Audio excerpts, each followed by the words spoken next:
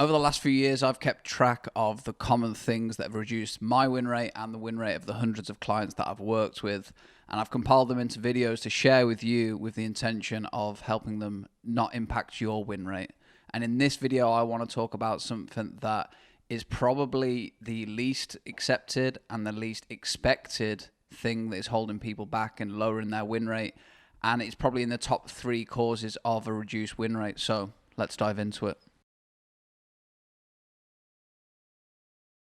So if we get the definitions of trauma up here, we can pretty much rule out the first one, especially in relation to poker. This isn't overly relevant, but the second two are really interesting, especially because most people rule them out as being possible for them. For example, when you just read those, did a little voice in your head go, well, that doesn't apply to me?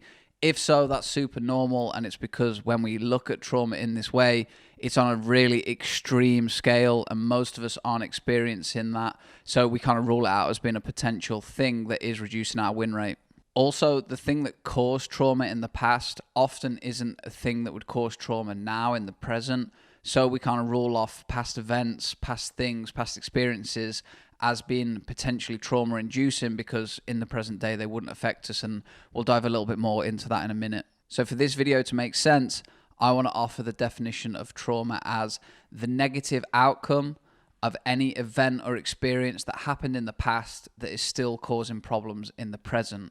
And I want you to note the scale here, because when we looked at the definition just a minute ago, it was very severe, but trauma can be caused by very subtle things. And in my experience, it is in fact the very subtle trauma-inducing events that kind of go undetected and end up causing the most problems. So now we know a little bit more about trauma, we've got a definition. I want to dive right into an example to show you exactly how traumatic events and experiences can directly reduce your win rate in the present moment. The year is 2011. I'm a 19-year-old young bull and I'm playing in a £10 rebuy at a local pub. Stack sizes are 100 effective. It's very early on in the tournament. I'm in the cutoff. I look down at 10-8 suited, very pretty hand. I open to 2.5 and the button, the small blind, they both fold, gets the big blind. He raises to 10 big blinds. My initial instinct is to fold here. And I remember thinking that very viscerally, like, oh, this is just a clear fold. At the time, my strategy and skill level was much lower than it is now. So I didn't really have a reason. It was just more of an instinctual thing. But before I folded, I held my cards up. So the guy in the seat to my right and on the button, they could see my hand. So I kind of flashed it, you know, classic pub poker standards. And then I mucked it. And as soon as I mucked the cards and the hand was over, these two guys started laughing, like pretty, you know, intentionally and pretty, I guess, almost aggressively.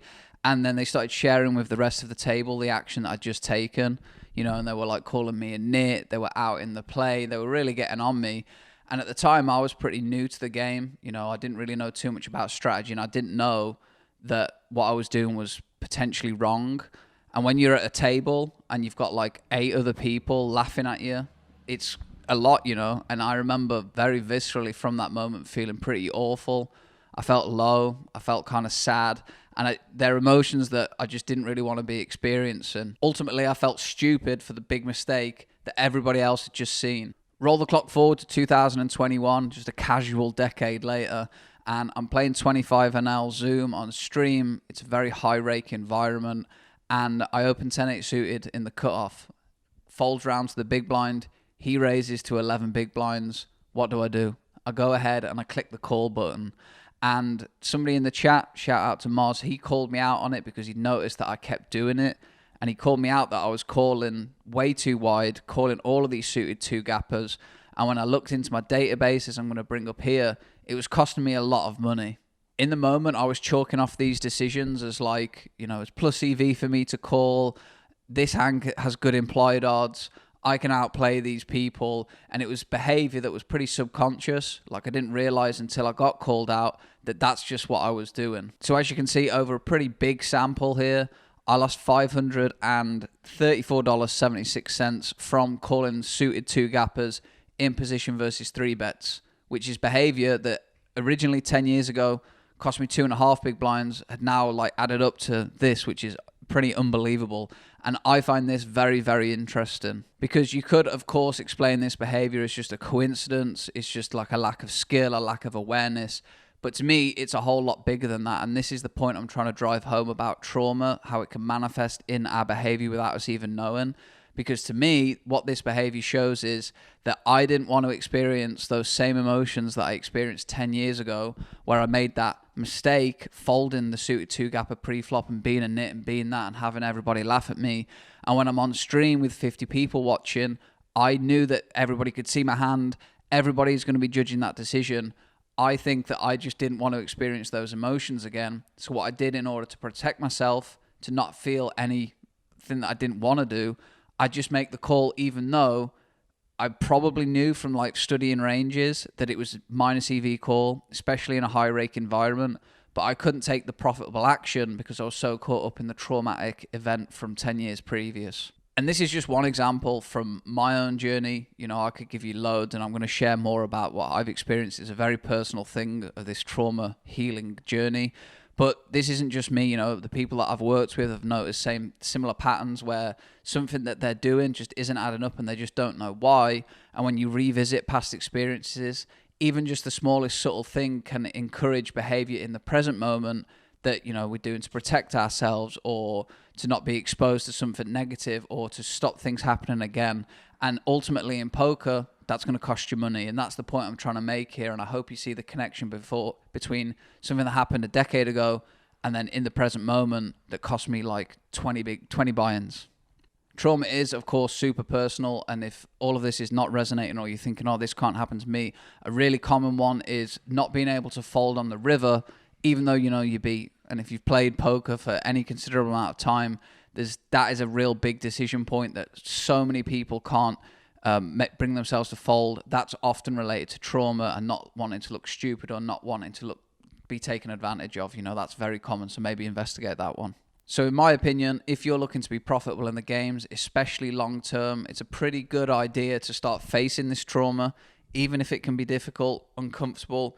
If you don't want it to hold you back, then you need to deal with it. And just like I've been through that many times, for example, I no longer call suited two gappers in position unless the decision tree is optimal and I save loads of money, and I want that for you.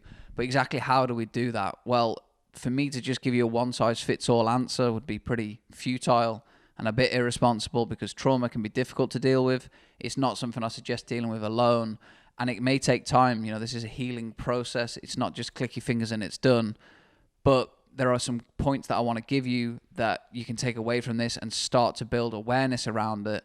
And that skill of awareness is something that you'll develop over time, and you'll just get better and better at healing your own trauma. So here are some starter points that you can work with and start to build your awareness about potential trauma. Firstly, start to focus on occasions where your actions don't line up with your thoughts or your strategy. And this could be pretty subconscious. You may not be able to pick this up straight away. But again, big decisions, especially on the river, if you, for example, can't fold even though like your strategy tells you to, your thoughts tell you to, that's an indication that there may be trauma there that's holding you back from making the right decision. But it could be anywhere, you know, in the game tree. It could be pre-flop, it could be post-flop, it could be before you enter the game. It could just be anywhere in your real life. But if they're not aligned and there's something blocking that alignment of action to thought and strategy, it could be trauma. So start to build awareness about where that is and write it down. Secondly, if you find yourself using an excessive amount of logic to explain a decision, especially a decision that you got wrong, it's probably trauma. Somewhere along the line, you've developed something that is trying to protect you from making a wrong decision, or you've developed a part of your personality that just doesn't want to be seen as making mistakes or not good enough. But if you're doing that, you know, and you're using so much logic, you're explaining things in like super complicated terms that nobody can really understand, maybe you can't even understand it, that's often a sign of a traumatic event that's causing that behavior. So again, start to build awareness around that. And thirdly, this one is much broader and not so specific to poker. But if you can't explain why things are the way they are, you know, how did you get here, or how did this end up happening, then it could be caused by trauma. You know, that could be, again, same thing, an event, an experience, or something that's happened that has caused you in the present moment to not really understand why things are the way they are. You know, like if you feel like you're playing your best but you consistently are losing, that could obviously be a strategy thing. It could be a myriad of different reasons, really, but it could also be trauma, and it's only by building the awareness around it and knowing, this is where I have the problem, that you can start to cross off the list and go down it and see if there is any trauma there that you need to deal with. Once you have the awareness about where there potentially is trauma, then you can begin to process it. And I'm going to be making more videos on this channel to help you with that. But for now, I would recommend reaching out to somebody if you already have awareness around this, like this keeps happening and I don't know why, what's causing this behavior. There's going to be some links in the description below to help you.